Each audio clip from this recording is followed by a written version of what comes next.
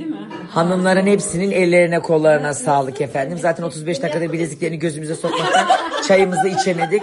Herkesin ellerine sağlık. Yine muhteşem blok geldi. 2 apartman yana gelip bunca tıka basa yedikten sonra şimdi gidiyorum ki evde halımı yıkayayım bir güzel. Ayaklarına sağlık. Teşekkür ederim. Ibrını da görmedim zannetme, o da baş köşede. Ama sorsanız bir şaşa ben seviyorum. Arkadaşlar bizim mahallede şaşa var. Evet, şimdi gidiyorum eve iş yapmaya. Haydi bakalım, hepinize hayırlı akşamlar. Teşekkür ediyoruz her şey için.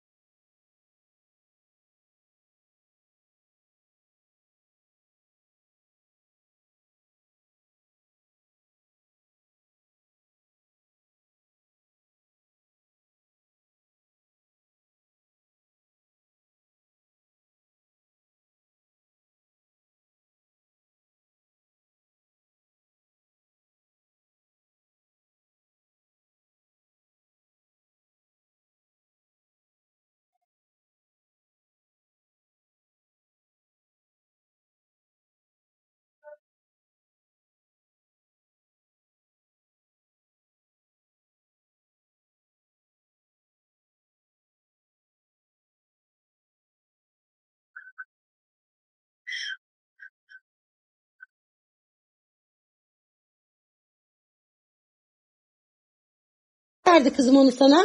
Mine teyzem verdi. Mine teyzem verdi. Kadir dayın ne yaptı kızım? Verdi mi sana para? Mavi vermedi. Vermedi kızım. Mavi vermedi Pembe sana. verdi. Bana pembe verdi. Pembe verdi sana. 10 lira verdi. Çok küçük para verdi kızım Kadir dayın sana. Verdi.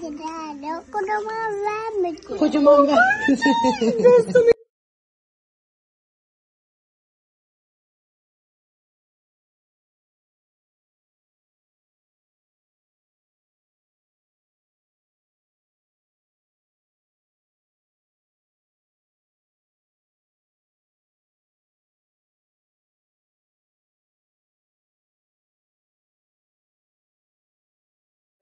Uykular haram oldu, gençliğim bak salanda oldu. Çok sevdim yalan oldu zalim geceler. Uykular haram oldu, gençliğim bak salanda oldu. Çok sevdim yalan oldu zalim geceler. Geceler geceler yıktı geceler. Geceler geceler zalim geceler. Umudum gecemle gündüz oldu demir. Çok özür diliyorum. Yani bunu bana yazarken kaç kere düşündüm bacım. Kız benim hiç sen bir şey üşendiğimi gördün mü? Üşenmek benim doğamda yok, tırnağımda, etimde, kanımda yok. Lütfen. Lütfen bunları ben kendime hakaret sayarım. Benim hayatta üşendiğim tek bir şey vardır. O da misafir geldiğinde kalkıp kapıyı açmak. Başka üşendiğim hiçbir şey olmadı şimdiye kadar. Elhamdülillah. Eğer ki o benim aklıma girsin.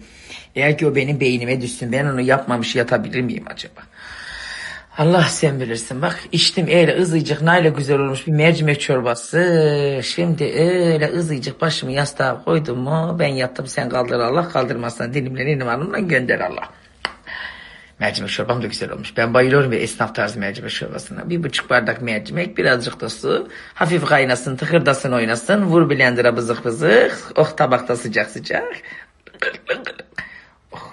Hadi yatın siz hadi. Hadi öpüyorum, hayırlı geceler.